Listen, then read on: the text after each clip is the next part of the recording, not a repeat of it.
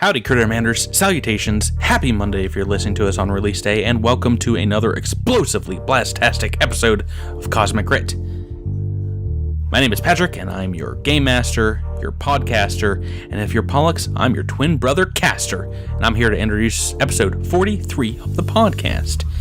I cannot wait for you to listen to this episode. It's got one of the most shocking encounters in this show's history, but before we get to that, we have some business to chat about up front. First up, this is the 2nd of July when the episode drops, and that means we are onto our July Fan Submission Challenge. Last month, we asked our amazing artist fans to draw scenes or characters from the show, and we want to thank everyone that submitted. For July, though, we wanted to do something just a little bit simpler, something that everyone with a potty mouth could participate in. So I am pleased to introduce the Cosmic Crit Cussing Competition. In July, we are asking you to submit your made-up and non-offensive curse words like the eponymous curse word pronk that we use in almost every episode, and phlegm provided to us by our friend Paizo developer Jason Keeley. These can be simple, completely made up one-word exclamations like frack, or even longer sayings like, "Aw, goblin feet," or "uglier than a Barathu's behind." You get the point. So submit them by emailing into us at cosmiccrit@gmail.com, or find our threads today on the Starfinder RPG subreddit or the Paizo message boards. Our runners-up will win a Starfinder rulebook PDF, but our grand prize winner, their submission will be used on the show in perpetuity whenever a natural one is rolled, and they will win a free item from our Cosmic Crit online store. So get the soap ready with which to wash your mouths out and get to submitting today. I also, very quickly today, wanted to talk up our Crittermander Starfinder Society League. We have a collection of awesome fans that are GMing Starfinder Society, and you can join up as a GM yourself or a player today by joining our Discord channel and making a Warhorn account for yourself. Both I and some of the other players on the show play Starfinder Society pretty regularly, so don't be surprised if you get to play alongside my Noir Technomancer or Rebecca's Android PC in a future game.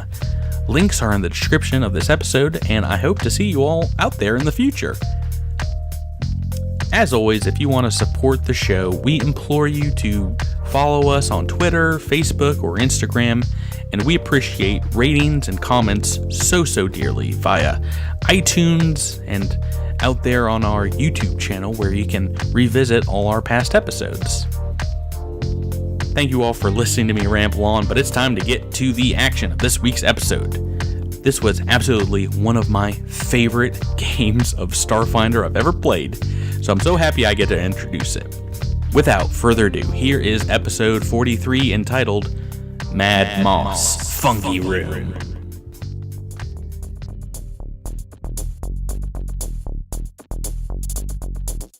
Last time on Cosmic Crit. While the crew dishes with Hoifek, Andis grants a kish wish. Andis is asked to give up something precious. Goodbye, trusty laser rifle. Tazael vouched for us to Hoifek, allowing us to investigate the temple found. Hoifek's really pretty reasonable once you get to know him. Tazael puts her life on the line for the crew. Now we have a ticking clock and angry moss up against us. We hopped across the floating islands until a sharp wing attacked. Rami and Andis made short work of a winged interloper trying to keep us from the temple. The Dross uses a grappling hook for 0% combat effectiveness. We found a moss-covered building and were attacked by whoopee cushion aliens on the roof. Into Securitech we go! Welcome to level 8. Now let's wreck some stuff. Episode commencing in 3, 2, 1. Episode initiated. One pill makes you larger, and the other pill welcomes you to an all-new episode of Cosmic Crit. Greetings, kings and queens of hearts. We're back to explore the depths of Wonderland beneath a giant grinning cat. My name is Patrick, and I'm your GM, your Gabbermocky, if you will. the monster creator and director here on the show. Joining me as we venture through the Looking Glass are my 5 friends and players who hope that their Vorpal blades indeed go snicker snack. To my left, following this white rabbit, aka Gray Mouse, is sure to get you into a whole heap of trouble. It's Drew playing Nax's Rack. I'm late. And to his left, this tea-loving hatter invites you all to switch places with his mobility feat. It's Jabert playing Andis 147. That's a me! Across the digital table, riddle me this. How is a Raimi like a writing desk? It's Miles playing Raimi. If you don't know where you're going, any road will get you there. To his left, will she, won't she, will she, won't she, will she? Supernova in tonight's episode, it's Rebecca playing Alindra Vallis. Alice Vallis. We're all mad here. And finally, to my right, sitting atop a giant mushroom-covered building, smoking a hookah, it's Tyler playing Adros Veranis. Why, sometimes I've had as many as 6 hookahs before breakfast. Hey everyone, how's it going? Pretty I good. confused Mario with Alice in Wonderland. Oh, no. That happens like 9 times out of 10. I also Got that. I did too. That's Waluigi's infamous catchphrase. Oh, gee. A big episode tonight, and as always, whenever we level up, we got a little bit of business up front to talk about, which is talking about the new level. Your players are now level 8, which is so crazy to me when I think about it, that we've leveled up 7 times now since you guys started the adventure. So over 42 episodes. That means we're averaging a level up around every 6 or 7 episodes. Kind of crazy. Sometimes it feels faster than that. Yeah, I don't know. I don't think you've had many that were indeed faster. I think we just time flies when you're having fun. So as is tradition on the show, we're going to take some time off from gaming at the beginning of this episode, talk about your characters, how they're growing more intelligent, more powerful, or more deadly accurate. And as per a discussion I think we had on the Crittermander Discord, we're also going to talk about why your characters are taking the abilities and powers that you, the players, are choosing. Like maybe some characterful choices. So, to start, let's go to Tyler and talk a little bit about Adros, level 8 Adros Veranis. Hey, Tyler. Hey, buddy. I'm pretty happy. I was very excited. I lost a lot of combat feats when I took my Divine Champion archetype. But at level 8, I do not lose my combat feat at level 8. So I got to choose a combat feat, which is fun. And one of the things that Adros specializes in is obviously closing the distance and getting up into the face of bad guys as quickly as possible to take them down. But sometimes he can't close. Right? Blitz soldier, yes. And so, but sometimes he just can't close the whole distance in one round.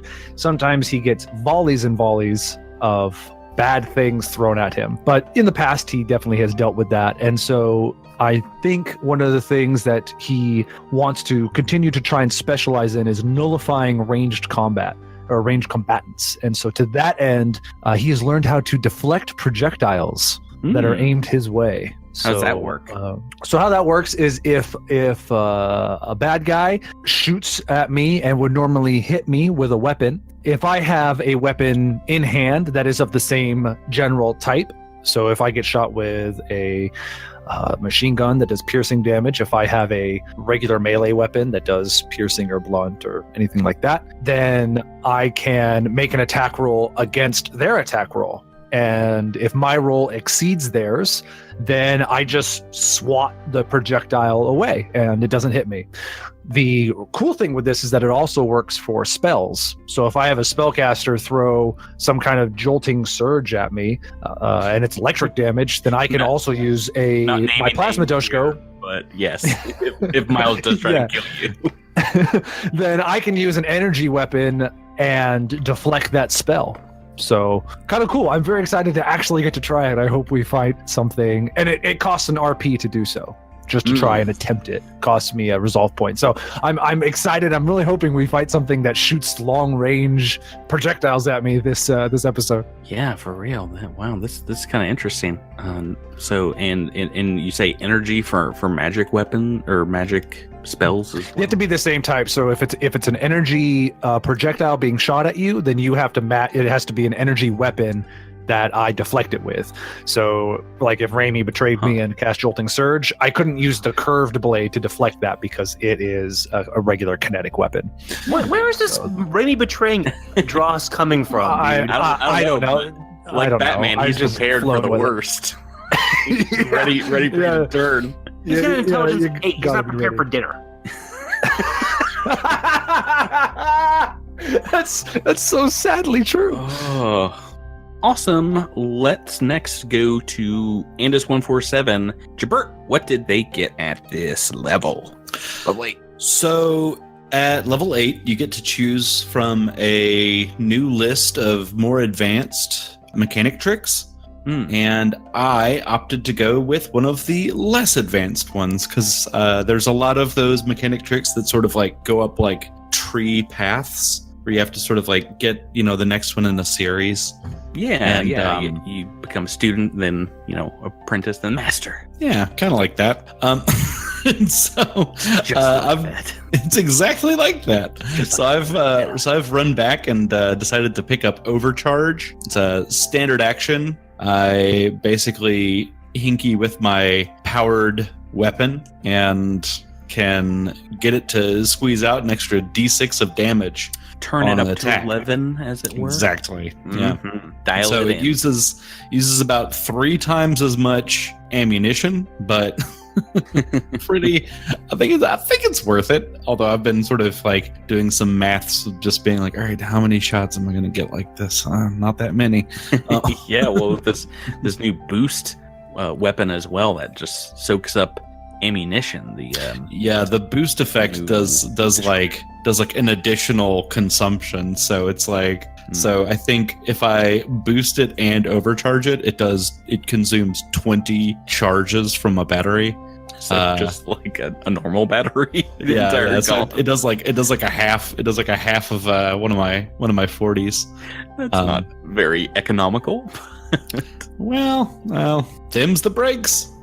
When you want to put out them big numbers, them double digits. Yes, those are the breaks. Right, let's speed along to Knack. How about Drew? Can you tell us about our favorite envoy at level 8? So Knack has a similar situation to Andis in that as you get into past level 8, you get access to a lot of new envoy improvisations, but you kind of need to get the beginnings of those envoy improvisations. So I looked at a bunch of sort of the level 1 and level 3 improvs, but I actually went with a new level 6 improv called Clever Improvisations. And if you guys have listened to the episodes in the past, you might have noticed that Knack has the ability at level 6 to start spending an RP on things, like adding some stamina to Inspiring Boost, or causing Get 'em to affect an area instead of a single opponent. And what Clever Improvisations does is, at least for one time before a rest period, I can reduce the cost of one of those one of those RP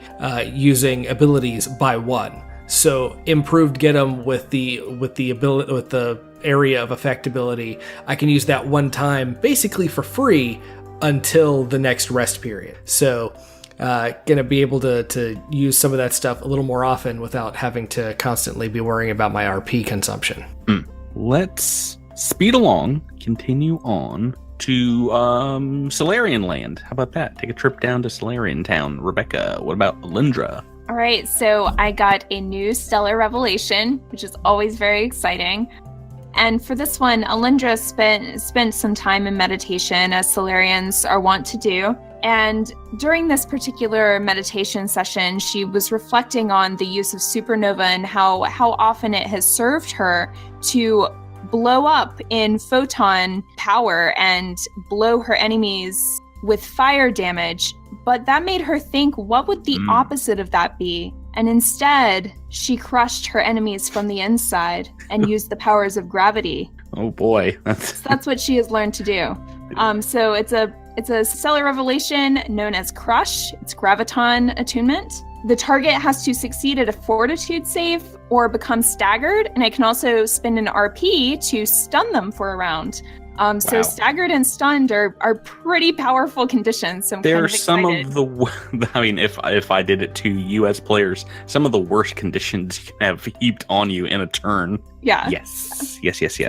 So I'm pretty excited to see how this goes. I haven't been using Graviton very much, but with this, it might come in handy. So It's a little evil Jedi. I know. Actually, like crushing someone from afar. Yeah. Oh, Yeah. I'm excited to see that come into play. And finally, let's talk last but not least. Let's know a little bit more about Raimi. Miles, what did you get for our So- Technomancer? So Raimi has been kind of focusing inward and trying to call upon his magics, and has got a new magic hack Yeah. called Flash Teleport that he chose because in the close quarter situation with the rebuilt. It got very, very up close and personal, and it was very difficult for him to get away without provoking an attack of opportunity and get himself into a better situation. So what Flash Teleport does is, as a move action, I can spend 1 resolve point to teleport up to 30 feet. So long as it's in my line of sight, I can move anywhere I want to, and it does not provoke an attack of opportunity. Yeah. Ooh, that's kind of useful. And a panic button, just smash it and you're gone. Basically, I can bamf out of there, and as a result of being in this brand new part of the cosmos, he has opted to learn tongues as a spell. Oh, yeah. Well, kind of useful here, being out in the vast. Well, I imagine uses this a is few not the times. first place that we're going to that will be alien to us. So Who knows? Yeah. Dealing with this ancient people no one's seen before. That would have been very useful in a few ventures. Awesome. So that's everyone at level 8. It's another one of those, kind of midway levels, as it were, where you guys get some more class abilities and pretty fast level up, I feel like, because we're not all picking new feats and things like that. All right. So how about it? Do you guys want to take these level 8 characters for a spin, see how they do? Yes. You know we do. Where did we leave off last week? we just finished killing the fart monsters.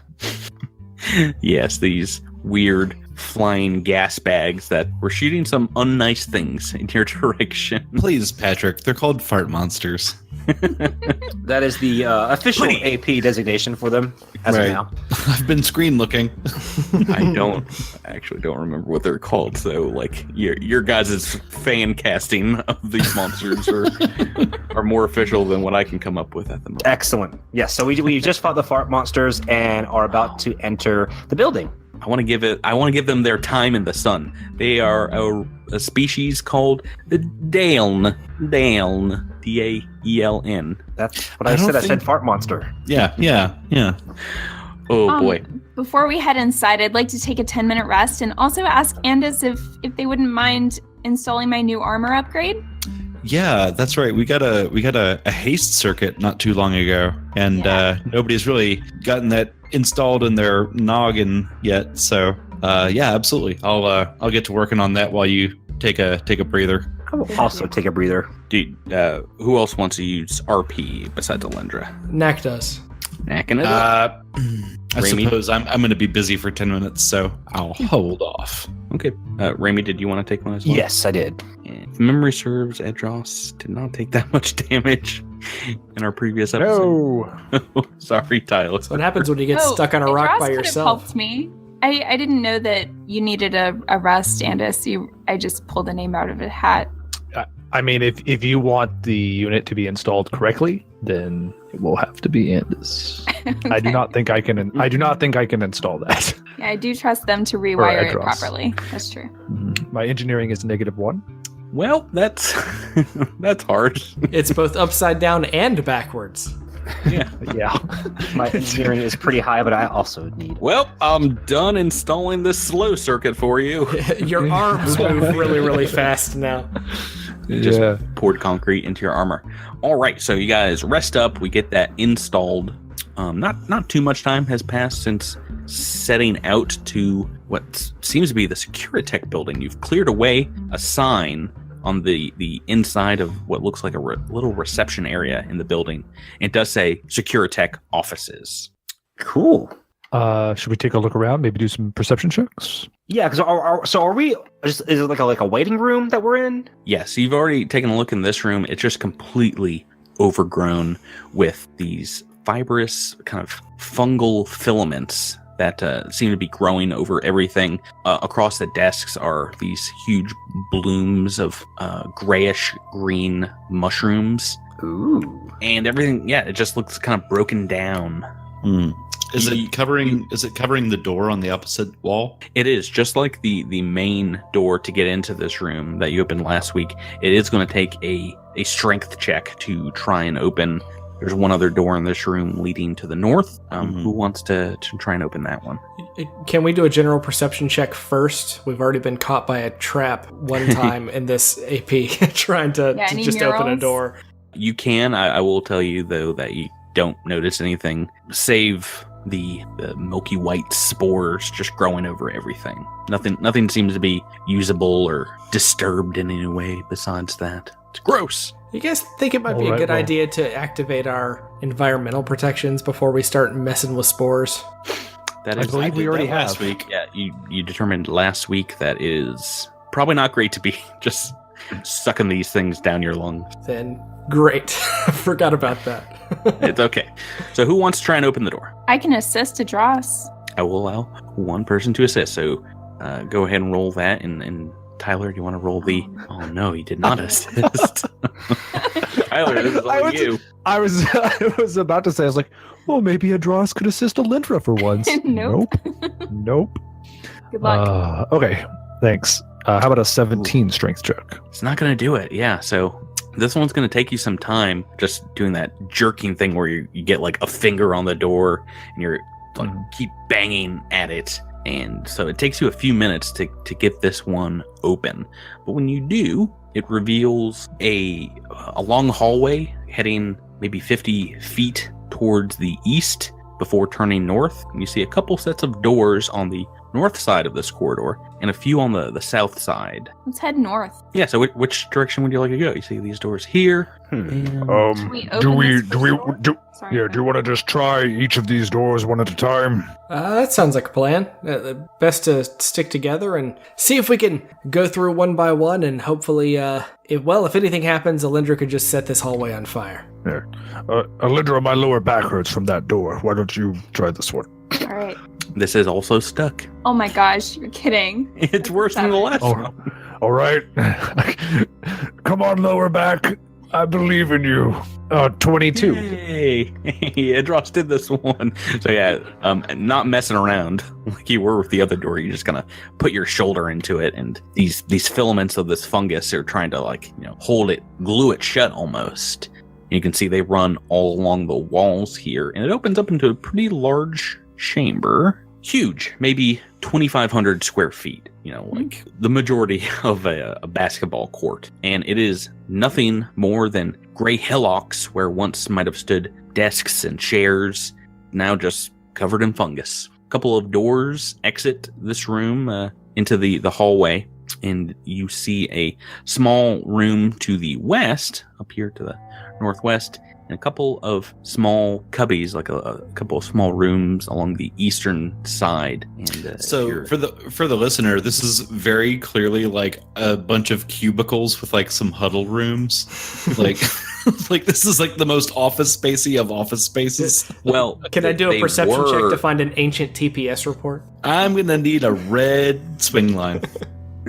They were maybe at one point, but yeah, they're completely overgrown with these filaments everywhere. So they're almost like mounds where once were desks and things like that. So where do we want to go first? What do you want to do? Is there anything to investigate? Anything that's not covered in moss? Why don't you guys give me a perception check? Oh my gosh. Say Natural one. That's a 26 for Knack. 26? Yeah, baby. That's pretty high. Where do you want to look around? So I am in sort of the of this kind of row of cubicles. I'm in the southern row towards the back. I'm assuming if it's anything like a 20th century, 21st century human office, that the boss's office is going to be in the back corner there that we can't see yet. But I kind of want to see if there's anything in there. Can I go in there and use that perception check? Go right ahead. Yeah. So let's do walking this. into it, it seems this area is even more overgrown with odd shaped fungus and mushrooms. A gross explosion of webs coat like every inch and kind of stretch back and forth between the walls. But as you're walking by, you do espy what seems like an open cabinet. And inside it just through a crack, you can see that it seems to be undisturbed. And a shiny object reflects in the light of your comm unit. It will require you climbing up and moving inside this weird mold to get a better look. But do you want to get up inside that cabinet? Fortune favors the bold. Let's go for it.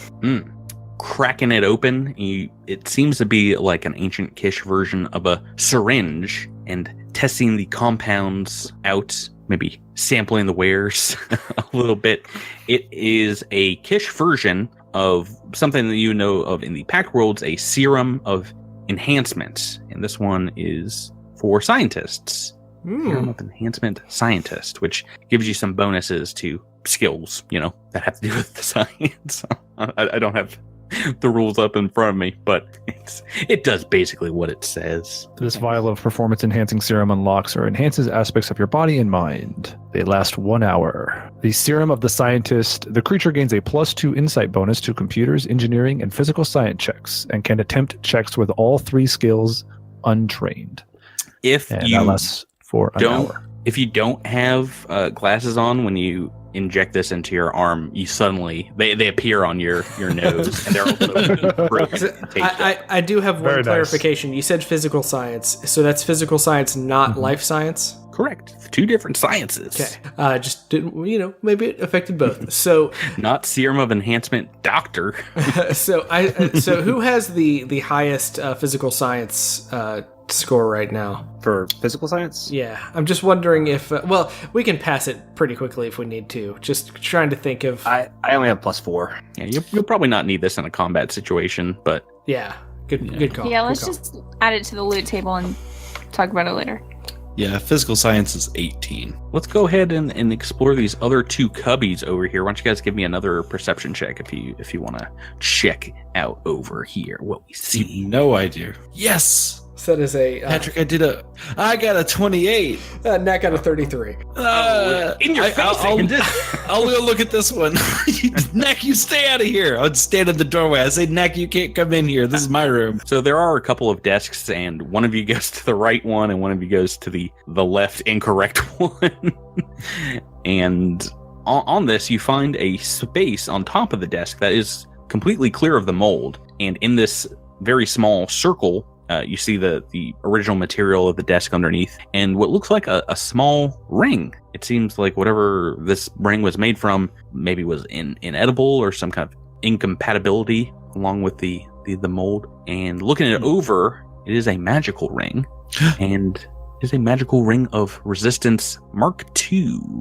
Ooh. So I know some of you guys already have a ring of resistance. You can replace your level 1 if you want to use this with a level 2, and it gives you, I believe, a little better bonus to that lowest stat if memory serves. +2. Indeed, a +2. Mark II +2. Got it. So and Dross cannot use that at all. So it should go to somebody else. Well, I could replace my Mark 1 with it, but there again, we can talk about it later. I don't know. Nah, we should figure it out now. This could affect saves in combat, so yeah. That's Yeah. true. So anybody who wants it, roll a d20 real quick. Okey-doke. Sounds good to me. Roll off. Raimi! Get it. Raimi, you get a shiny new ring. The mold won't even grow out under nothing. Now toss him the ring. Mind you, this is a magic item, so Right. you can only have a couple on at a time. Miles would know you got the resilient jacket. Is there any other magic items you wear? The Ring of Whispers, but I can chuck that. Yeah, well, that you can, if you do want to use it in the future, just replace your ring. Yeah. You I'm can not put it in married the- to that one. Yeah, you can put it in the null space chamber for now, and it won't I don't believe it will mess up your other magic devices, but yeah, you can also just throw it away and like make a new one for a few UPBs. Miles, that was a solid ring joke, by the way. Just gotta say. Thank you. So doors leading to the east and another one leading down to the south back to that corridor. Where would you like to go? Should we go east just to see what that is and then maybe head south? I'm kind of hoping that's just a hallway that leads around, but... It will be another strength check to open up that door. Can I try a Dross? Yes, be my guest. My lower back's still bothering me. Okay, hopefully it's not a 2 or a 3 this time. That's an 18. Not enough, yeah, so if someone else wants to try, it's going to be a little while to pry this one open. Hey, Dross, can you come help me with this door? He kind of hobbles over. he's got his arm on his lower back. Yeah, get to it, workhorse. Put your back into it. He doesn't do, his lower back hurts him too much. He doesn't do any better. All right, spending a few minutes cracking this one open. It just opens into the corridor that continues on. I'm so glad. I'm so glad we didn't just take the hallway around and hurt my back on this door. I'm so happy. Yeah, well, when that's an exit for some sort of random beastie we find, you just thank Alindra for insisting that we open that one. Right, so where would you guys like to go from here? There's a set of doors off to the south that I'm sort of curious about as well. Do you mind if we go and check that out? There's 2 doors facing the south side of the building from this corridor. Need a couple of strength checks. Okay, let's try this again. Try it out. Oh my gosh, this is terrible. Oh yes, 14. My mold is stopping you all. It's thwarting you from exploring this place. Candace will try. Oh, a 21. Battering the door in. just you got to turn the knob, guys. I open the door. So it opens up into another 25-foot by 20-foot square chamber, what looks like the remains of a large table and chairs in the middle of it, all of it destroyed, all of it eaten away by the mold. And you can see at the southern end, you couldn't really tell from outside because it was just completely covered in the fungus, what looks like windows. But these are for sure, like everything else, coated in the fungus. I'm sorry you guys have yet to found the secret untouched corner of this building where I don't describe gross mushrooms, but hey, this one is too. If Super Mario Bros. Taught me anything, it's trust the fungus.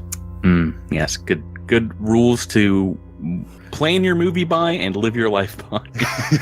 Do we want to just take a quick look around and move on? Yeah. Yeah, nothing here. Oh. Sorry. So, it's okay. I can tell you without even rolling. You find mushrooms, lichen, moss, a lot of very gross and edible stuff. You're just coated in the spores as you walk out. You put that in a pot with a ham bone, though. All right, you got a stew going. Alindra, I law of probability. I believe in you with this one. I'm going to help you out. I'm going to put my weapon against the door, and then you hit right here, right next to where the handle should be, and we'll get this one together. Okay. She's going to snap this weapon in half. I'm going to roll to assist. I do not assist. I rolled a 2. There's a lot of bad rolls on these strength checks to start the episode out. I like it. Yeah, he's just like awkwardly trying to like poke. 9 from me. All right, a few more minutes. Anders, get over here. Anders. Knack wants to try to see if he can get this door open, just to see. This is a CR12 door, so you guys are failing at the appropriate rate for door opening. So, Raimi spins his palms and tries to. Okay. Go ahead and roll that for me, Raimi. This is fun. I like this game.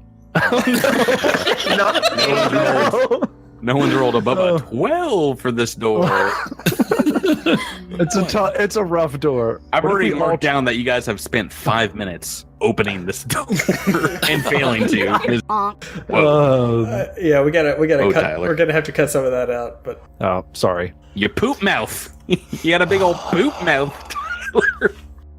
So you find once you crack this door open, minutes later, not a lot going on in here. It's the same thing. There's a conference room table, it looks like, just completely dilapidated chairs and a fairly pristine but moss and fungus covered glass plate window. Can we just break the window for fun? Just to stupid doors. I don't tell you what to do in this game, Drew. You can do whatever you want. You can shoot Andis in the back of the head if that's what does it for you. I'm gonna save my ammo from Andis and the door. Alrighty. Wait until you can line up a shot. Last door in the corridor here. Go ahead and make me some strength checks. Let's see how long this circus can go on for. I'll go ahead and try first, I guess. Nope. That is a 16. 16. Hey! Raimi's got it. Natural 20 on Raimi Quindar. Yeah, you just... He just goes up and bops it like the fawns. Yeah. It's just turn the knob, right? And it just creaks open like... I'm glad I wasted a natural 20 on opening it. Yeah, making the door. At this point, if you are keeping score at home, everyone has opened a door except Knack. This is awkward. Failing and... He can't reach the handle. Or can't reach the knob. Oh, Lord. So entering into... Keep my serum of intelligence for scientist or whatever it was to myself then. Thanks. Entering into this next chamber, why don't we start things off by everyone making me a perception check. Tell you what you see. A lot of good rolls here. It's a 27 for Knack. Yeah, 25 for Alindra, 28 for Andis. Yeah, pretty great across the board. So taking a look around, walking inside the room, you see 3 tables, mold overtaking almost all 3 of them.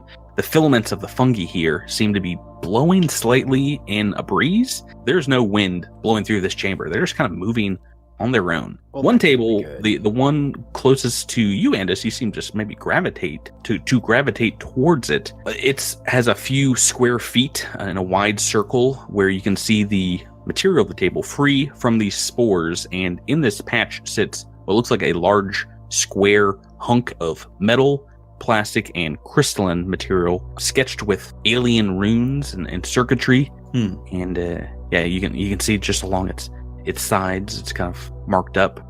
Can I pick it up and sort of examine it? Oh no, you can. You can, but when you do, as you inspect it, it erupts with a huge discharge of electricity, frying with the force of a lightning bolt. Everything that touches it, I need you to make me a reflex save. And just watch your step. Was that +2? +2. Hooray! 17. Oh my goodness. Rolled a 3 on the dice and you had such a huge bonus. The 17 is not gonna do it. Okay, we're in the danger zone here with electricity. What you do not want to play with, kids at home listening, very dangerous. I'm gonna prove to you how dangerous right now. This is the full damage for this arc of electricity. Rolling 8 dice. Oh, Lord. Ooh, geez Louise. So a couple of max on these D12 and a couple of small ones, but it's 55 points of electricity damage. This seems thing, unnecessary. Good thing Andis has DR50 for electric damage, I'm sure. 55 points of damage. How's Andis doing? Not great, Patrick. Are you still up? Not great. Still up. Oh boy. But everyone else in the room sees you take, basically a fork to an electrical socket right now. Something you should not do at home. And you're still up, but what do you do with the device? Put it back down. See, if this was a draw, he would lick it next. I put it back down and then think about it for a little while. Think about it or your actions. A little bit of everything. Yeah. I mean, obviously, Dross would come over and. Can I make an engineering check? Yeah. So go ahead and give me one. Okay, I'm gonna do that. 23. So just to make you feel better, that would not have been enough to disarm this trap, even if you had kind of taken a good look and figured out what it was. This is some kind of magical and technological combination, a hybrid power source trap. And it seems like as you take a look at it, it was humming with a kind of energy and, slightly glowing, a little purple sheen to it. It might have been, just storing ambient energy in the air around it for however long it's been sitting on this table. It needed a release. as soon as something came in contact with it, just jolted out. Well, happy to help. And I take it and I throw it into the office across the hall. And I say, you live over there now. Get out of here. You stupid box. I hate you. I hate like this you. box. Modified Box power sword stinks. trap. CRA. Is there any way we could is it just a trap, or is there anything to it that we could adapt into something else, like maybe a power source for Andis's new gun or anything like that? No, it looks like this was some kind of experiment, maybe from many years ago. It seems like some sort of an excuse to drain players of RP. It's almost like the rooms are filled with things trying to kill you. Yeah, no, there's parts. You can break it down for parts. While you are throwing it, Andis, you notice that there are a number of mundane, non-dangerous pieces of security equipment all around this desk now that you've moved the trap out of the way. I sweep them onto the floor and I lay down and I take a 5-minute or 10-minute rest. Why don't you give me an engineering check while you do that as well? I will. I'll like lay down and then like just sort of pick them up idly and kind of look at them while I just like take a little breather. There's a door to the south. Do you guys want to try and 24. Do you guys want to try and open that while Andis is taking a breather? Sure, yeah, Alundra and I, yeah, good idea. Strength checks. Actually, strength checks. What'd you get, Alundra? 17. Nope, but Idras has got it. What'd you get, Tyler? Adras rolled a 20. That's all we needed. 20 on the dice. So yeah, it doesn't take that long. You're able to force it open. Yeah, you're not able, Andis, maybe it is because you were shocked just a moment ago. You're not able to figure out what these pieces are. They do seem to fit together in some way. Does anybody else that have engineering want to take a look at what Andis has found? Sure. Ren, you would. Engineering check. Can I assist in that check? Yeah, go right ahead. So, assisted. Knack, you take a couple of the pieces and maybe like a jigsaw puzzle between the three of you. You can tell that if you spent some time assembling them, that this would work like a motion detector. Take, about an hour to place all the pieces together, but assembling it would work like from the core rulebook, a motion detector, which is a technological piece of equipment, pretty expensive, and it works just like the one from Aliens, basically. It's a handheld scanner capable of detecting and sweeping arcs of kinetic movement, such as locomotion of creatures and vehicles, and the detectors have blind sense vibration out to 30 feet, and it just takes a move action each round to use the sensor. Why does it seem like this is going to be really convenient if we have it right now? Maybe we should put this thing together. Oh, I'll tell you why. Because 90% of the time, maybe 99%, just to be safe, your enemies move in some way. Yeah. So I was going to ask, I've never seen Aliens, so I apologize, but can it see through walls? Like, is it like Metal Gear Solid where you can see like something moving beyond the wall? I'm not sure about through thick walls, but if it is vibrating the walls, you'd be able to tell that something is moving out there, perhaps. Yeah, it's like sonar. It is. Yeah, there are some creatures that have, I think, blind sense vibration. So it basically works. If you were in pitch blackness, or say, for example, something was invisible, you'd be able to detect movement.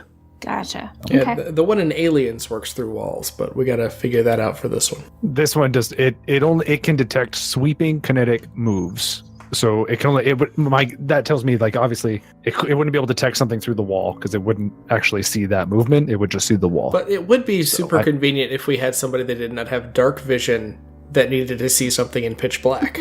Yeah, maybe I should carry that around, huh? Well, I don't think we're gonna spend the hour to put it together. So Well, it's up to you.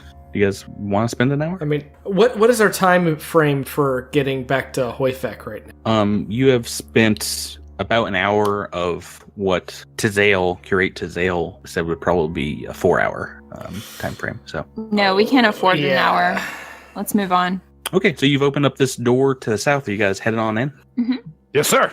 Nearly every corner of this pitch black room is coated in a thick carpet of mold.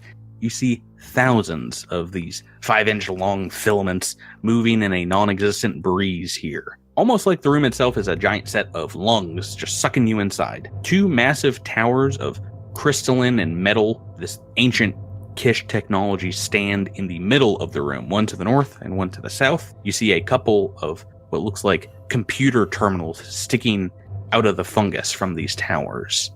As you look over these massive objects, they do seem to be some kind of maybe Kish computers or data storage sites, almost like a computer server. And as you can certainly determine, it's something along those lines. So this might be what you are indeed searching for. You see multiple devices networked together. The northern one, you can tell, seems to match the address that you're seeking with the datapad transmissions about SecureTech, but the southern one doesn't seem to be linked to the outside at all. It's kind of like cut off, no wires going into it. Both are unpowered, so tapping on the screens does nothing, but you think you might be able to plug in a battery, battery from a gun or some other technological device and kind of give them power. What about that trap? Could I hook that trap up to it somehow?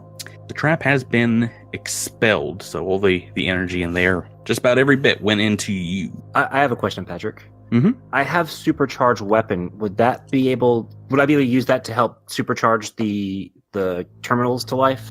Unfortunately, not supercharge. If you had, I think there's a technomancer spell that allows you to power a battery. It would for a certain amount of time, but otherwise, this is going to be an engineering skills feat to match up Packworld's tech with this ancient Kish technology, and it's going to require an engineering skill check. Is that something you guys want to work on? I can. I assume Anis and Nat probably could too. Yeah. So- After my 10-minute break, I get up and I come and help. Right. Andis goes back and takes a nap. What did you roll, Miles? A natural 20, so a 35. Think you've got it. Does that need any assistance at all? Yeah, no, you can look over his shoulder, maybe learn a thing or two. So you can plug in. Do you have an extra battery? So Alindra would like to pipe up and say that you can use the battery from her sonic pistol. She's not using it, so. Cool. It actually looks, as you plug in to it a lower power battery, it might not be enough to juice the entire terminal. This will require a high capacity or better battery. Can we hook 2 lower capacity batteries to it? That is not how batteries work. I don't think. You put Edris, 2 AAAs Edros. in a AA? Yeah, Drew. Can you? I mean, honestly though, you can plug in more batteries to a thing. You just hook the wires together. It works. Yeah. The size of the battery just tells you how much charge it holds. I mean, like, if you want more voltage, you put them in sequence, not like That's in like series. That's like some things can work on. They can only need 2 AA batteries to work, but you can add 2 extra AA batteries to give it more stuff. I mean, that's a thing. Oh, are you guys arguing with me with how the this works? Because you can plug in that 20 charge battery, and it charges about half of the machine, which means none of it works still because it's all relayed in sequence. All these different kind of computer interfaces. Does anyone have a bigger battery? All right, fine. All right, you can have one of mine. So if you are working on this project, you are going to the orange square I've drawn on the map. Okie dokie. That seems telling about some things. So this won't take a regular battery, a 20 charge battery. If you plug it in, it starts draining down from 90, 80. It's like doing it by seconds. So it will require a high capacity battery, something with 40 charges or more. All right, I think we've determined that I'm the only one with spares of the high capacity ones. So I use one of my 2 spares for that. Oh boy. Choosing this over shooting people. Well, it's not much of a choice. We have to do this, or else somebody has to walk off the side of this island. So, yeah, I mean, you guys can make more batteries in the future for sure, but right now, these batteries. What do you got? 2 left? I have 1 left. I have 1.5 left. They're lifeblood. Yeah, I took like a half spent one out of my plasma rifle and replaced that with like a normal battery. So I'm like trying to like coalesce a little, or kind of not coalesce. I'm trying to like consolidate my charge a little bit, and so I've got 1.5 batteries left. So it doesn't take up the entire battery, because when you plug in this high capacity, it seems like it's depleting a lot slower than the low one. So each charge of this battery seems like it's going to power the server for a full minute each. So you have time now. Which server would you like? There's one that is interconnected and seems to be going out into like the rest of the building, perhaps other places in the island when this on Istamek, when this was connected, this floating island. There's another one to the south that is not connected at all. You want to? So the message that we listened to said that the keys were stored on the one that was not networked. Ooh, like those active listening skills in my game. I mean, the good stuff is always like the secure stuff is always on the stuff that's not networked to stuff. So yeah, I'd agree. So I think. Yeah. So yeah, we'll look at the not networked one. The non-networked one, so you can plug it in, and the computer screen does indeed light up. It's you have to wash away some of the fungus, but playing around with the operating system, it seems to work like a tier 3 computer, but it is a locked system. So we're going to need a computer's check from one of you, and you all can. A couple of people can assist if that's something you'd like to do. Yeah. And you want a couple of people to assist on this? Yeah. I'll go ahead and roll computers. 29. Okay. Well, I can tell you we don't need too much assistance. Yes! Technological maestro that Remy is, you're able to hack into it. Actually, I'll allow you to assist because you guys can help him do it faster. Pointing out, different modules to connect to, and we are able to boost. Oh. Yeah, Geek Squad, best buy in the house. Oh gosh, we rolled a lot of high 20s numbers. Chipper, you rolled a 3, but I got a 20. Yeah, but I got a 26. So you are able to aid, which means you're able to beat the DC for this by 5, which means that you cut down the time it takes from 3 rounds to enter into it into just a single round. So nice. I don't think this battery is going to be used up that much. Now that you are in the system, it does seem like that you can find areas where passwords are kept, and you're able to find the XLT-88 lock behind a firewall. So this is going to be another computer's check. Once again, a couple of you can aid. Who wants to make that roll? Andy, do you want to do it this time? Yeah, let me try that, because I can avoid getting locked out if I fail this. Okay, here we go. That's a 33. All right, once again, beating it by 5 here. Yes. You can tell that, this was behind a firewall, but also behind a couple of nasty lockout measures and a shock grid. After a couple of fails, we've given you another little shocking surprise. Able to bypass it if you'd like. You can spend time doing an engineering check if you want, but peering inside the computer, it seems that the key code, is a very complex numeric code that needs to be entered on 2 pads and entered at the same time. Extracting this code from the computer, it looks like you have reset a timer on this machine, and the code is only going to work for the next 24 hours. Expires after, in this world, what would be like 3 days. Well, that works with our time frame anyway. Yeah, that seems reasonable. Yeah. So you have wasted a charge from your battery. Oh no! Because you are able to hack into there in less than a minute. Just enter the Matrix style. Boop boop boop boop boop. So I have a question for the crew here. We only wasted a charge off this battery. We've got this networked computer that we could also potentially hack into. Do we want to push our luck and see if maybe we can get something turned on or power restored or anything like that, or do we just want to go? I leave that up to the Geek Squad. I have no idea what you could find in there that may be useful. I'm just here to hit any moss that tries to kill you. I'm no computer fan, but a networked computer sounds like it could alert people to our presence that we may not want alerted. The entire island knows we're here. Yeah, I mean, alert who? It's not like anybody is paying attention to these. We're trying to sneak into the foundry, are we not? Yeah, but it's not. But these are Stone Age people at this point. They it's not like they're looking at computer screens. Okay, you know better than I do. Do what you want. I don't know. Andis, Remy, what do you guys think? I'm happy just getting out of here. The notion of a shock grid doesn't sound like a ton of fun to me. Bango, let's roll.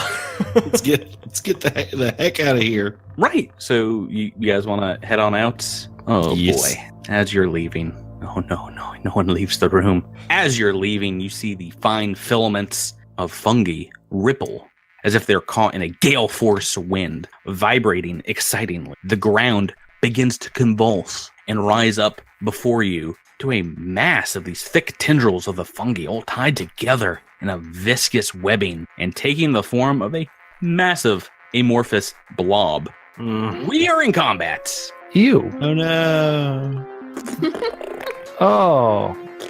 Don't make that sound when your creature arrives on the screen. So is it like it's blocking the doorway? You said.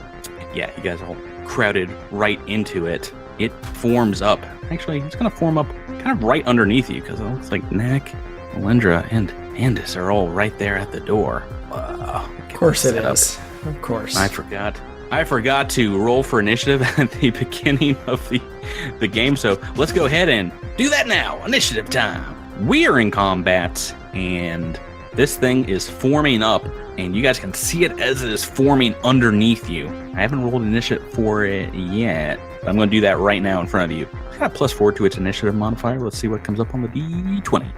Very low roll. Roll the 2. Man. Can we just leave? Run away? Yeah, moving through this thing, that's going to be a little dangerous. We're in Can I see combat. the next room? It's kind of blocking the door. Yeah, it's rising up underneath Alindra, Andis, and Knack. But first in turn order is Adrosphoronis. So, does this thing look like it's consuming them? I'm thinking back to I'm thinking in the terms of like, what are they called? Jellies, not oozes. You know, where they just kind of consume an entire creature and then they're suspended within that creature. Is that what's kind of happening here, or is it just kind of forming around them separately? No, it looks like a single huge mass made out of thousands of these little filaments. And it's just, it's rising up, and it is kind of, they're bathing in this material now, this fungus. Well, I guess I'm trying to figure out whether I should try to attack it or whether I should try and help people escape from it. Right now, it doesn't seem like they are getting hurt. It just is kind of like forming up over their feet. Okay, well, intelligence of 8, he's going to hit it because that's all he knows how to do. Well, it depends. Do you have anything in life science? Do I have anything in life science? No, I do not. Right. Hit away. Yeah, so he just immediately sees something threatening his friends and he's like, "Oh no, you don't!" and goes in there for a big hit. Excellent. What kind of weapon are we using? We're going to stick with the Plasma Doshko, which I don't have that many more swings on it, actually. Speaking of batteries, and we have been recently. You can roll that for the purposes of our critical fail deck if it comes up. But I'll tell you right now, you swing through this thing, it doesn't seem to have any effect on this creature. Go ahead and make that attack roll. Okay. Is that a natural 20? No, it's 17. No. Oh, dang it. I was so excited for a second. 17. Huh? My heart skipped. Doesn't do anything. I know, but I still get excited. Shut up. It was a natural reaction. Shut up. All right, not a natural failure. That, though, the swing doesn't seem to do a darn thing, bringing us next in the turn order to Knack Feldspar. You're getting consumed by this fungus. I don't have much in life science, but can I roll it anyway? Yeah, you can try. You've got some skill ranks. Yeah. It's a 14. Yeah, you're not sure exactly what this is. It seems like a plant. You can tell that maybe. It seems like a fungus, but don't know too much about it. What would you like to do, Knack? So it's kind of around my feet and absorbing. I'm afraid to move off of it, but can I take a guarded step? Yeah, so 5 foot backwards away from It's about a 10 by 10 foot square. So you've moved. Now, what would you like to do now? Sorry, cats and kittens. I'm gonna move again. Okay. So you're moving further away from this thing. It doesn't seem to have any kind of reach to speak of, and the filaments don't seem rightly to care that you move. That is your full turn action, bringing us to Andis 147. All right. I would like to try to make a life science check. Ooh, yeah. Here we go. Smarty pants coming up. 24. Alrighty, so you are able to tell, yes, this is a plant. This is some kind of mass of these fungal filaments. Out of game terms, I can tell you this monster is called a writher swarm, and it is indeed a swarm, a collection of like thousands of little independent creatures kind of using hive mind. You have beaten the DC just once. You've beaten it. So do you have a question about this creature, something I can answer for you? Well, I have a more specific question about swarm traits. Oh yeah, I can tell you all about swarm traits. So Okay. Swarm defenses, if something targets a single creature, like single target spells or a sword swipe, it does nothing to a swarm. It takes no damage. Immune to those attacks. A swarm, though, does take half again as much damage from effects that affect all targets in an area, like grenades, blasts, or exploding weapons and evocation spells, many of them. It also takes normal damage from an attack that targets multiple targets, like a fully automatic rifle or a line attack weapon. That's what I was waiting on. Mm-hmm. Okay, got it. Yeah, I'm going to... Lindra and Dross are in just the worst places. I'm sorry, you can still find out one piece of information if you'd like about the swarm. I don't know, guys. What do you want to know? Is it weak to anything in particular? Like a particular element or anything like that? Patrick, is it weak to anything? No weaknesses listed for this entry, no. That is technically kind of weak against those area of attack spells and just grenades swarm and things traits. like that. But Okay.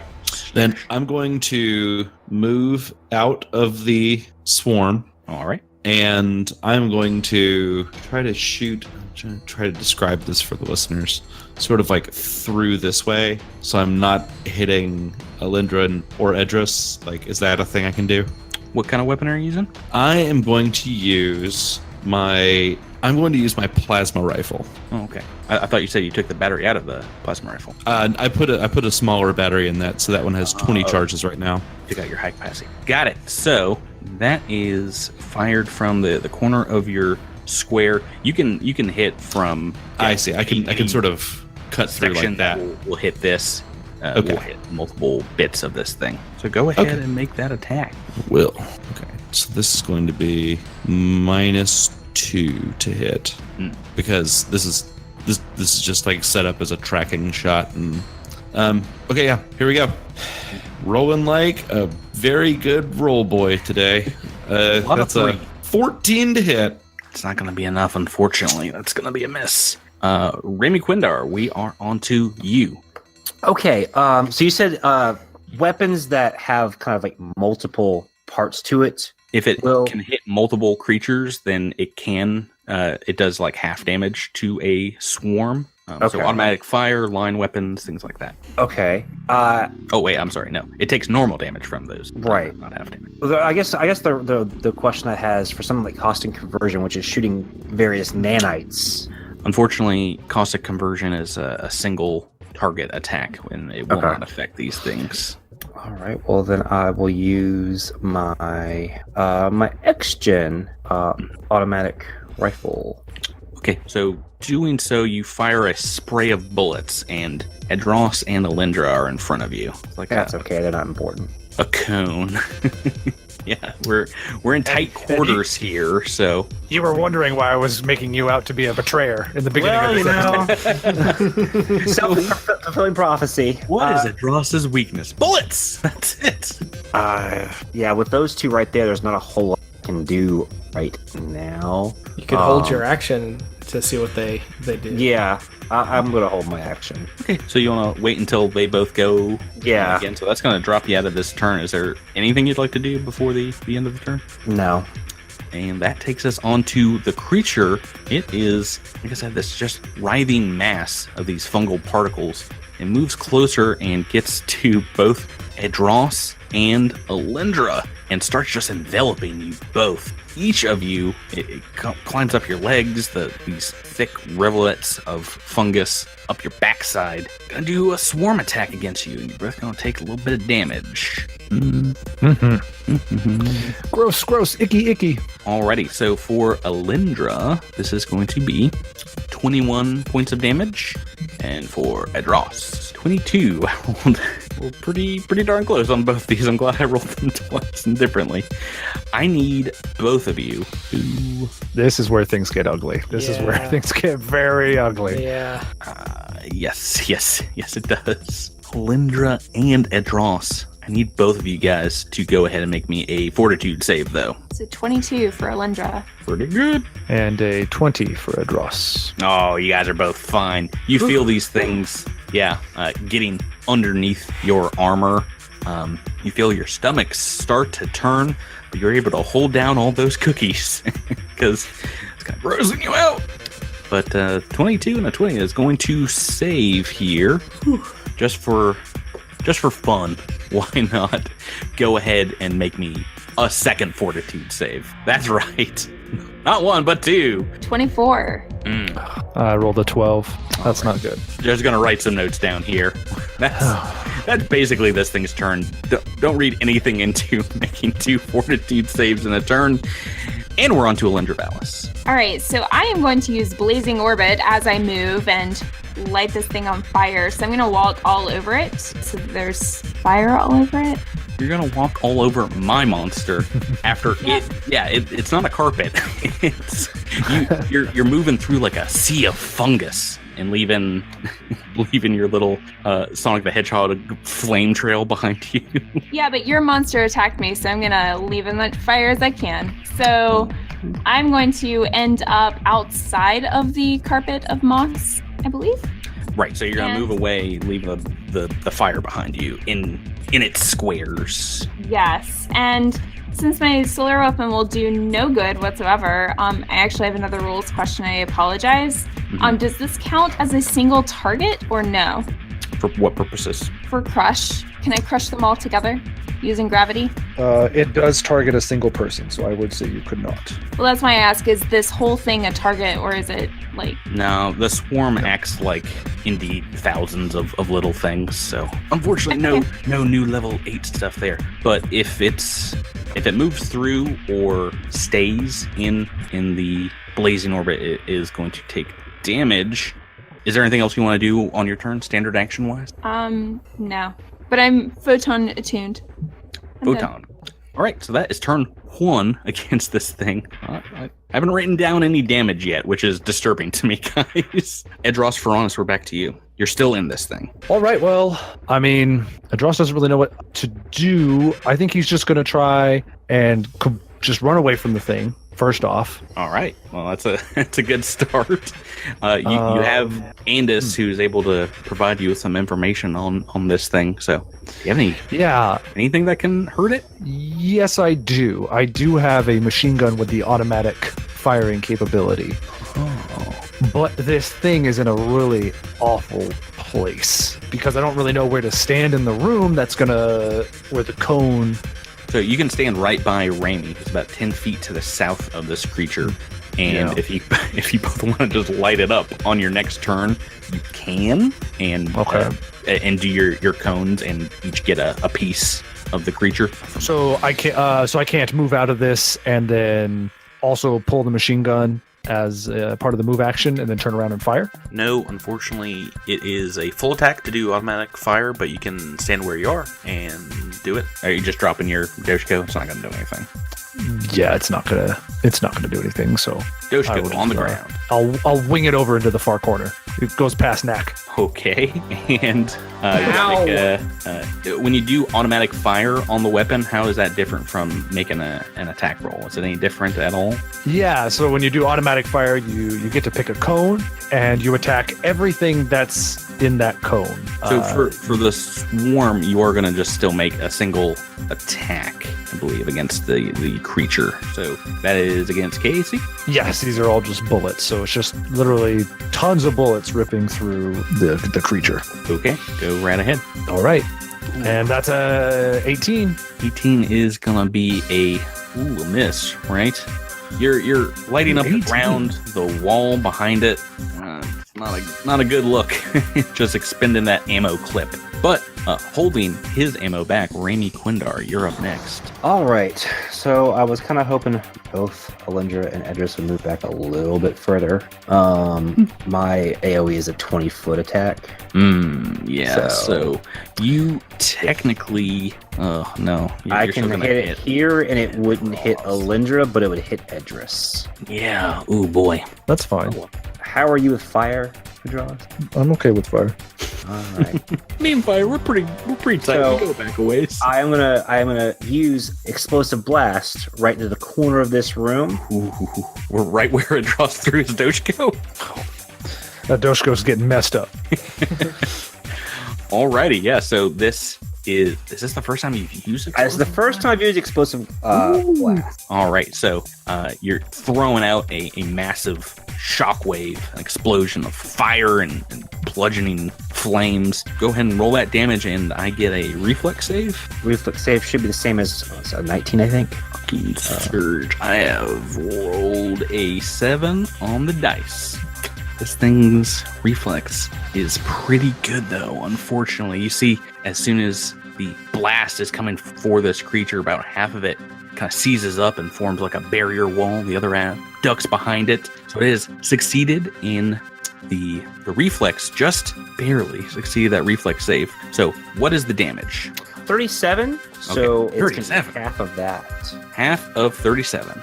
Let's do some math, guys. Let's buckle down. Is that 18? Yeah. All right, so it's taking half of that, but because you're using that area of attack weapon is actually going to do 1.5 that, so 27 points, right? Oh, nice. Am I doing that math right? 27. 27! And the first damage has been put on the Rider Swarm. Taking us to Knack Feldspar. Okay, so I have some questions about something I've never done before and will probably not work out. I've had a shock grenade in my inventory for a while. Oh, I know, I just saw one of those too. Oh, it's time. It's time to bust them out. Time to bust out that level 1 grenade. Yeah, I know, which is going to be easily, this is going to be a complete waste of time, I'm sure. So, I need an ELI 5. For grenades. Grenades are grenades. thrown weapons. You use your strength and your base attack bonus to, chuck them at a square that you designate within your range. And if you're outside your range, you get some negatives, just like any ranged weapon. And the opponent gets a reflex save for half damage against the grenade. That is based on your dexterity, though. The difficulty class of that, your dex, I believe, plus the level of the grenade. Okay, so it's a level 1 shock grenade, I'm pretty sure. So that is a 20-foot range. So I need to be... I mean, you can throw it from where you're at and still hit this creature. Now, What is the radius of the blast? Is this a 5-footer? The radius of the blast is actually a 15-foot. Oh, boy. So you're actually going to want to throw at an intersection. Right now, if you're hitting center mass in this creature, it might also hit Alindra. Yeah, Alindra, did you install the haste circuit, right? Yes. And you took out the electrostatic field? Yes. Okay, well, bad time to do that because you're about to get hit with an electricity grenade, it seems like. Okay, so maybe this Or is a you can bad throw- thing to do right now. No, you can throw past the Writher Swarm if you want to not hit Alindra. It's just going to make it a little bit more difficult. Golly, I'd have to aim at Adras's Doshko. Oh man, that corner is getting some hate right now. So let me see if I need to move first, which I would need to move right next to the swarm to make this happen. This is the worst. Not a lot of great choices here. I'm going to need your decision right now, though. What do you want to do? Okay, and of course, even shooting a Corona laser pistol would do nothing to it other than Diddly just- squat, as we have determined. What do you want to do, Drew? I'm gonna say get him, and I'm going to stay put where I am right now. Got him. Andis 147, you're up. I am going to quick draw a shock grenade and whip it at Edris's Doshko. Take that, Doshko. I hate you, Doshko. I'm just throwing it to the back of the room and just hucking it that way. I'm targeting, and then I'm gonna throw this grenade. Make me that attack roll. It's an 11. 13. Ooh. 13. I was about to say, it's a really low to hit like a point, but when you're outside of the range, it gets a little more difficult. That is, so you just hit exactly where you want that grenade. It is going to get that reflex save. Let me make that now. Pop, pop, pop. Rolled 19 on the dice. It's made the reflex save, but it is taking 1.5 times your half damage. Go ahead, and was that 5 damage? So that'd be 3 points of damage to this guy. Alrighty. And That's more than nothing. yep. Trust me, that's good. And next in the turn order is this creature. Now, got a couple people to the south. We got Edros and Andis, Alindra right next to it, and Andis 147 and Knack, who actually did some damage. It's going to move through this fire past Alindra, I believe. Alindra, you can go ahead and make that blazing orbit damage. Just one. Mm-hmm. So that's 12. Okay, damage. so we're gonna Wait, call 14 damage plus 1d6 burn. so 14, and we are going to 14 treat plus 1d6 burn. that like normal. And that'll be a 4 for the burn. All right, and it saves against the burn, so that is extinguished as it moves away from the flames and ends its turn on Knack and Andis. Throwing some grenades its direction. I need, oh boy, to roll some damage dice for you guys. Knack, Feldspar, 21 points of damage. And Do I get any Andis kind of 147. save? Any kind of save for this? No. Andis 147, that is 23 points of damage. Need you guys to make me a set of fortitude saves. Bum, bum, bum. Let's make some fortitude saves. How about it? Oh, prunk. I believe in you guys. It's my best save, so... Lies. 17. DC, unfortunately, is 16. You made it. Yes. All right, next. Andis, what you got? Fortitude save. Here we go. It's a 23 on that. 16 on the dice. That'll do.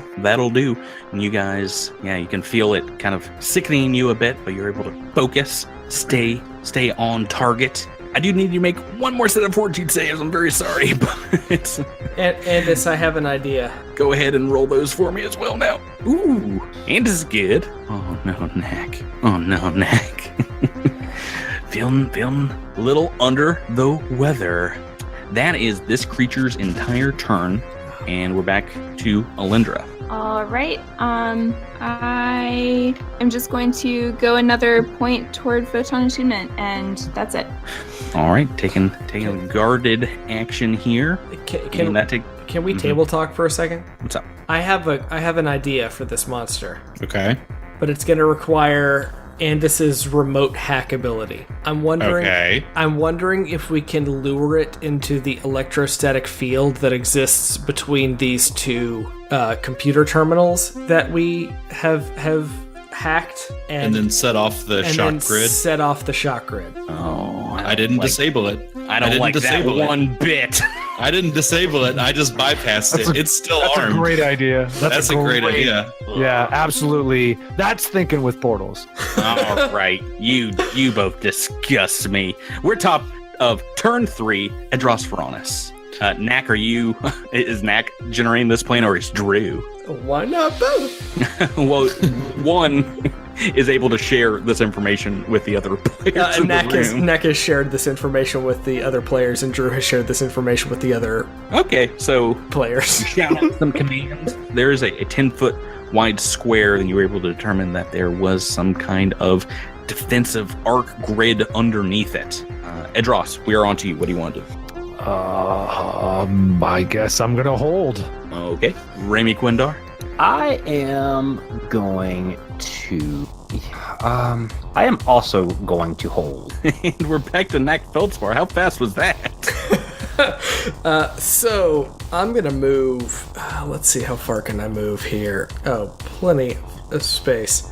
I'm gonna move all the way back here, just south of Adras, through the electrostatic field area. Okay. Any standard action? Get him. And it's 147. So I'm going to also move back to right here. And I say, you're one ugly pronkum up. And then I'm going to... You're an ugly fleeman pronker. Actually, you know, I'm going to move to here. I'm going to stand right in it. Oh boy. And Prog. and I'm going to take a shot with that laser, or with that plasma cannon. Pretty important shot here. It's a 23 to hit. That is just a hit. It's max damage. Oh, jeez. 18 points of damage. Oh. That's one of those cosmic hits. Yeah. I was gonna roll 50-50 whether this creature is going to attack you or Alindra on its next turn, but I think we're past going that your now. direction. Yeah, Edros, Raimi, you see this thing kind of moving in your direction towards Andis. Do you want to take your action now or wait? I can do an action. What do you want to do? I'll take a guarded step, and I'm gonna ready an action. When the bad guy comes within range, I'm gonna unleash a cone of flame. I'm going to do the same. Oh boy, you guys are getting ready to blow hot fire.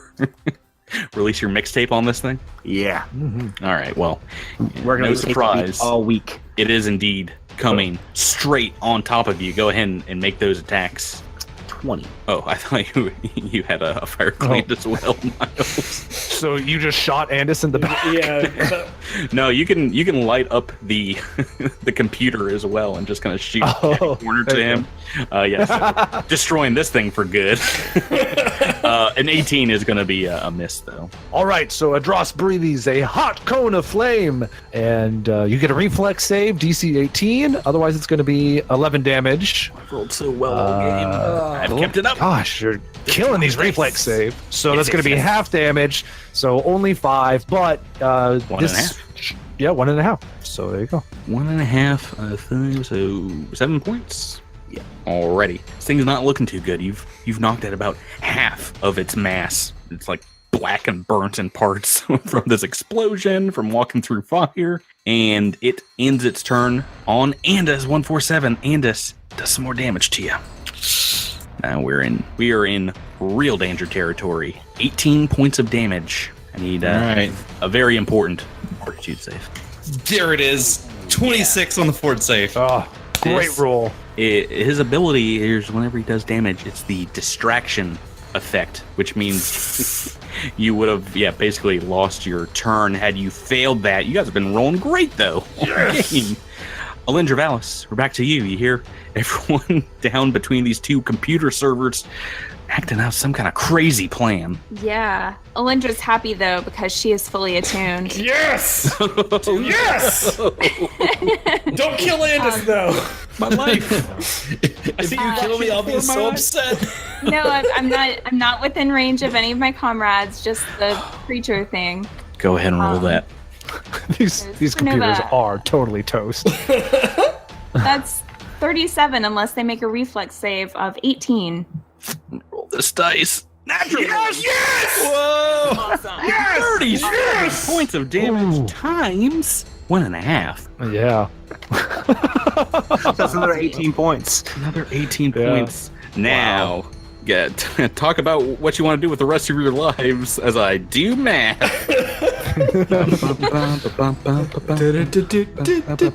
Wow. What a great play. Play of the game. Alindra. It is still alive, though, so that's fine. It just took, upwards of 50 points of damage? Yeah. We're on the I think. Feldspar. Andis, we got a good plan here, buddy. I need you to stick in there. Inspiring boost. 21 stamina back to Andis. And of course, get him. to that for any attack that needs that roll. And it's 147. We're on to you. All right, I'm moving through, and I'm gonna stand adjacent here to the terminal, and I'm gonna access the computer with my wireless hack ability, and I'm gonna kick off that shock grid defense matrix on this thing. There is just enough juice left in this computer left over from your hacking attempts to miserably fail at trying to bypass that security grid, and you do it so poorly. You can, just basically type in the keyboard like, right, I just like add saf.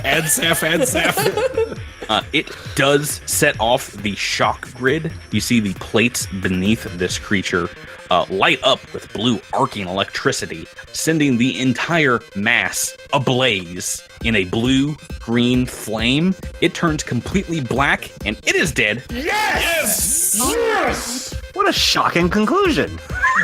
Boo! Boo!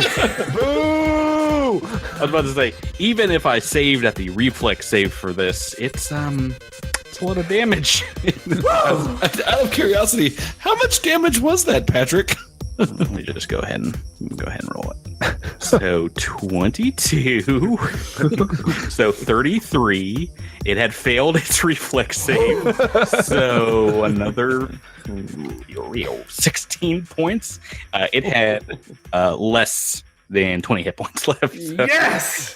Healed it a couple times over. Kudos to Drew for that plan. Yeah. That was Great. amazing. Yeah, that was a really good plan. I love it when a plan comes together. Make it walk into the next room and touch that trap. But seriously, Throw the trap.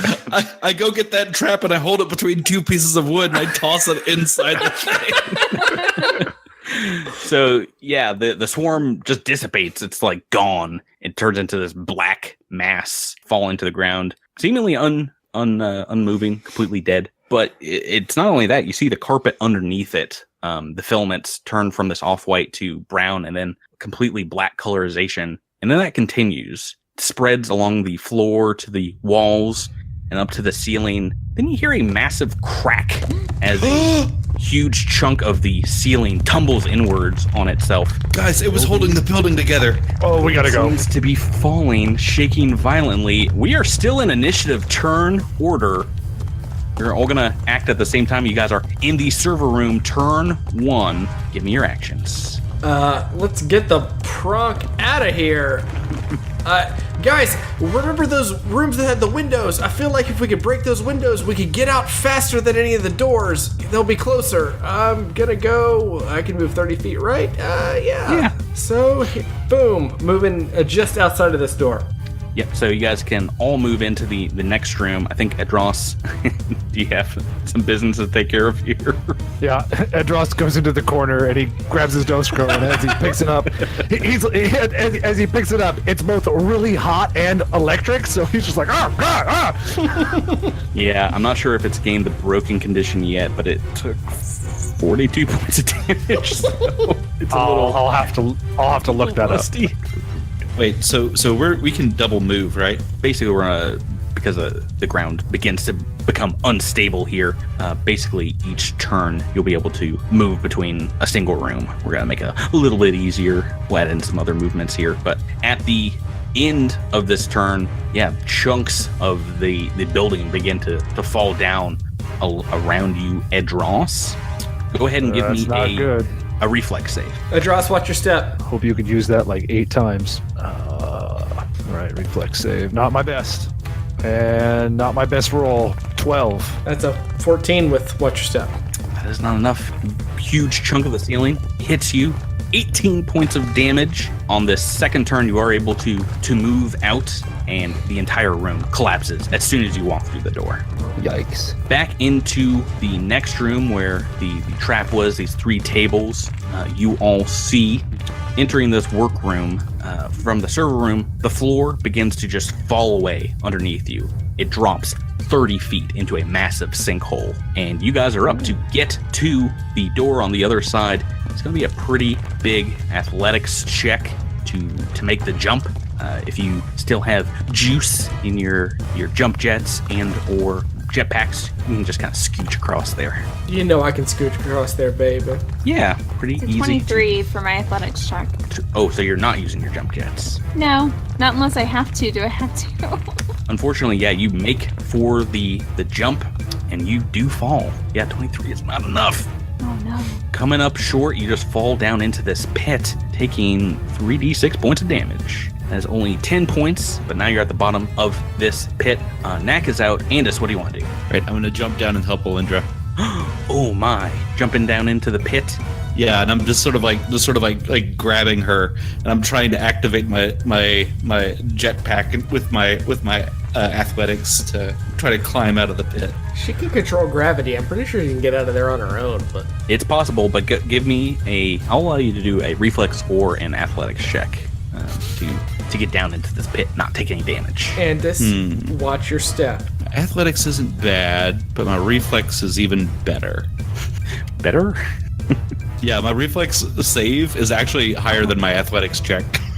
Nice. Yeah, so you've rolled a 23. That is enough. You get down there, dodging, bits of the building collapsing in and around you. Mm-hmm. And that's going to be your turn getting down there and helping her out. Raimi, what do you want to do? So I have a question. Is my flight stone still working? It is not, unfortunately. Okay. Second question. Can I use my resolve point to teleport across the hole? Oh, yeah, you can. All right. That's what I'm going to do. Bloop. 30 feet across. Yeah, that power came in handy really quickly. very, very soon after you attained it. Excellent. And now turn 3, Edros. You get into this room, you see this pit. What do you want to do? Can I use the grappling hook to, grappling hook? Yeah, same way. This will take, I will warn you, 2 turns to grapple and then get yourself across this hole. But if you want to do it, go ahead and make that attack roll first. All right, 25. Bam! So you get it right above the door frame, and you can start making the athletics check to climb across the wire. Okay, do you want that roll now? Yeah, let's go ahead and do one because it will require. Okay, cool. That's a natural 1. Oh no! Oh no! What a garbage! Gosh, what a... So you didn't fail bad enough to fall into the pit. I'll give you that right now. You'd make no movement though. Okay. Alindra and Andis, bottom of the pit, turn 3. Okay, so wait, did they not pull me out? You can do that on this turn. I'll allow it to be like an aided athletics check if you want. Okay. Yeah. I could also spider climb. But... Shh, let Andis have their heroic moment. I mean, thank you, Andis. I forgot you can do that. Oh God, what have I done? I'm gonna die in this pit. I'm gonna die here. All right, go ahead and make me. You guys can both make athletics checks if you want. A better one because you're kind of helping each other out. 33. Oh boy, yeah. So you're able both to scramble up, jetpack assisted lifting to the corridor, and you're out. And yeah, do you guys want to continue on, or do you want to wait for a dross? Go! I'll be fine. I've got the grappling hook. Just get out of here. All right, Knack wants to stupidly move into this room. So you want to try and go down to the south, but that entire corridor has fallen in and collapsed as soon as you get around the corner. Oh, so never mind. I guess we're gonna have to go through the cubicles. Mm-hmm. So you want to head into this room? Yeah, how far can we go into this room? So it's going to take you a couple of turns to get across it, because as soon as you open the door to walk inside, already about half of the walls of the ceiling have collapsed here. You can see a little bit of the floor above. It is not a good scene. It is all difficult terrain. So I'll start you on that movement there. Everyone except Edros can move in about halfway. So about here? Just about, yeah. Okay, so I'm gonna go over there with Knack and Alindra. I'm gonna wait for Edris and try to help pull him across. Okay, so as the 3 of you are climbing into the office space, another huge chunk of the ceiling begins to fall down. It's going to hit one of you randomly. Raimi, Alindra, and then Knack. 1, 2, 3, 4, 5, 6. Knack, it is coming for you. Of course. Massive chunk of ceiling. Go ahead and make me a reflex save. 31. Perfect on that reflex save. So it's only 8 points of damage. still damage. dodge out of the way of most of the rock and metal coming your way. Back in the penultimate room here, Ed Ross, do you still want to try and climb across this wire? Yep, just try to use the grappling hook again.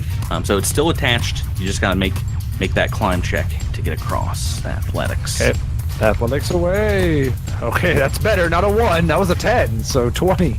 All right, so you get about halfway across this chasm, climbing across the wire. Andis, anything you want to do to encourage your friend? You're almost there. Don't look down. I think that's all I got. Alrighty. I make my computer say like a funny joke that Edras will find amusing to try to relieve the stress of this moment. Raimi, Alindra, and Knack, do you want to try to go out the way you came in this office? I mean, it's our only option, right? There's nothing. There's no windows or anything. So we have two options. We don't know if the area with the other office with the window is there. Although, is this a window here as well? There are no. Wait, that's no closer. Just go out the front door. Yeah, good call. Let's try to go out the front door. When we're gonna get attacked by Akatas. As you are trying to leave the office space, opening up the door, Knack is finding all the rubble-strewn parts of this building. It seems like the front of the building, as well as this door and parts of the southwest corner of the building, are all completely under rubble. Has already collapsed. So this. So this door is still on. There's one door out of the office you have not tried yet. Is it this door? Yeah, It is, to the south. Not one that you've gone through yet either. Okay, so we can only go through one door. Is that correct? It looks like a single means of escape. Alindra and Raimi, you still have your action this turn if you want to move over to it. It is stuck, so it will require a strength check. Okay, let me try my strength check again. Let's see if it works better. We're here. That's a 16. Can we assist? Can we assist? You've already moved, but Raimi can try. All right. Need that natural 20. Where is it? Oh no! Oh no! Not here yet. One of you's getting struck again. And this time it's going to be Raimi. Oh no. But only for 10 points of damage. Oh, I don't get a save. Since you asked nicely, yes, make a reflex save. Okay. Forgot about the save for it. Oh no, 10 points of damage is what you get. All right, back in the prior room. Edros, very important. Can't stress enough how important this single athletics check. Can I try to aid? Unfortunately, no. What have you rolled, Edros?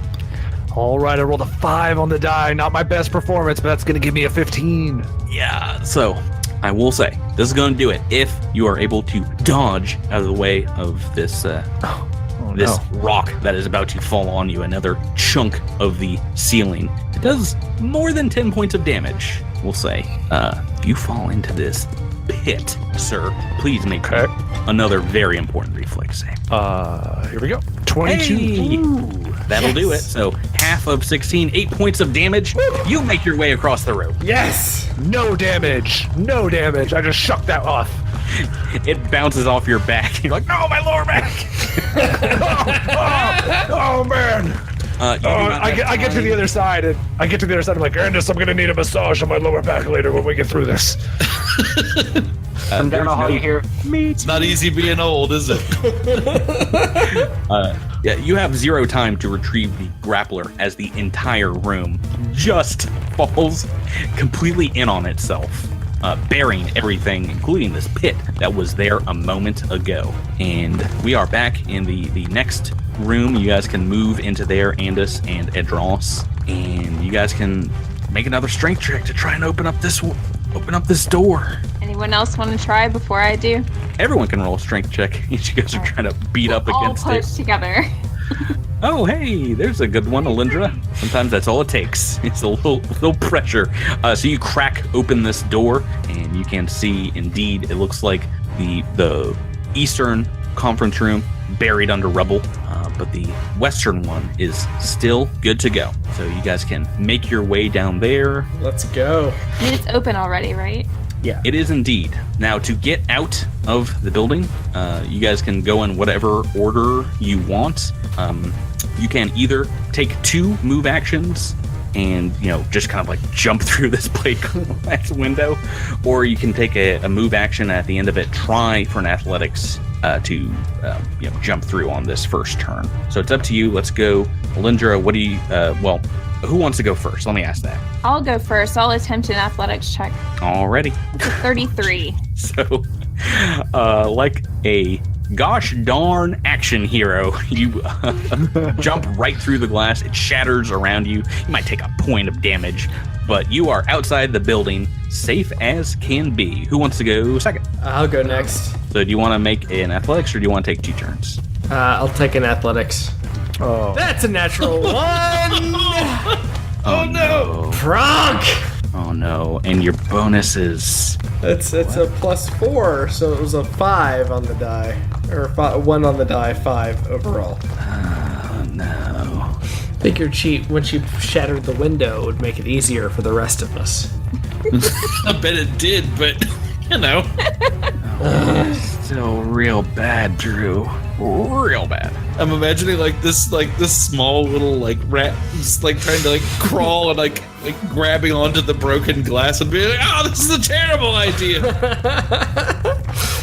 So this was a DC. Oh no, you failed this by 5 or more. You fall prone in front of the window, and you do not make it through. You're still inside the building. Who wants to go next? You see Mac fall. Rami does. He's just gonna teleport next to Alindra. Spending that RP, burning it through. Yep, it's less than 30 feet. Andis, Edros, who wants to go next? All right, I'm gonna go. I'm gonna make a jump for it. I think I'm gonna have to jump. 17? 17. DC 16. Yeah. Edros. So as Adros moves into this room and he sees Knack laying on the ground, maybe rubbing his head because he's prone and he's hit, messed up. What does the condition of this room? Is it? I guess I'm wondering, is it going to collapse around you? Yeah, the entire building is about to go. What do you want? Okay, I want to shove Knack into the null space chamber. Okay, that's gonna take your entire turn. No, get in my bag. I can stand up from prone as a swift action, so do not shove me into a bag. Get out of the building, and I will take my chances. It looks like it's gonna have to be a grapple check if you want to try and get him in that bag. So my thinking is that obviously Edros would just see you and try to help you, but I'm not going to do anything to your character that you do not want me to do, so I will just leave you behind to die. Bye! Unless I roll a natural 1 here too, and am prone beside you. Oh yeah, that's a good point. Athletics, all right. Athletics. This is not an automatic. 21. I'm out. Whoop. Excellent. All right, next. So you're last in the building here. You stand up. You gonna try an athletics or move through the door? Can I just move since I'm right here? You can try, steadying yourself, swaying on your feet though. You see all your friends outside, wheezing, blood dripping from them, and you are struck with a massive amount of this building. A huge chunk wings you, goes right down on your head and your shoulders. You need a reflex save. Very important reflex save. They're all important. This one, life or death. 24. As while the 1 come up, the 13 on the dice. Lucky 13. You have made it. So half damage as this building begins to bury you. A lot of ones. 10 points of damage. How are you doing? Only 10? Okay, yeah, so that's, I'm still in stamina, so I'm good. You move out of the building, it collapses behind you, and you all are safe. Oh, man. Whoa, boy. Jeez. I need a break. That's scary. Yeah. Woo! Oh, man. Wow. Just stellar stuff. Oh, my goodness. I warned you guys, beginning of this episode, this could be curtains for one or more of you. And I feel like Idris fallen in that hole. Any of those rooms that had collapsed, like the second you walked out of it, Tyler, could have killed you. Yeah, Oh, that man. when I failed that first athletics check, I was kind of sweating bullets. But yeah, you guys all make it out of the building. All you see that remains is a huge pile of rubble and dust. The spores of the fungus all turned black and creates a massive cloud of grit and dust and spores that spells out the words "to be continued." Next week, we will jeez. get back to it. I am pretty excited you guys lived. I'm not gonna lie, but Oh, I can't believe it. That was awesome. one Yeah. of the most hair-raising endings. There's a lot of low rolls there. People getting hit with building parts. Whew.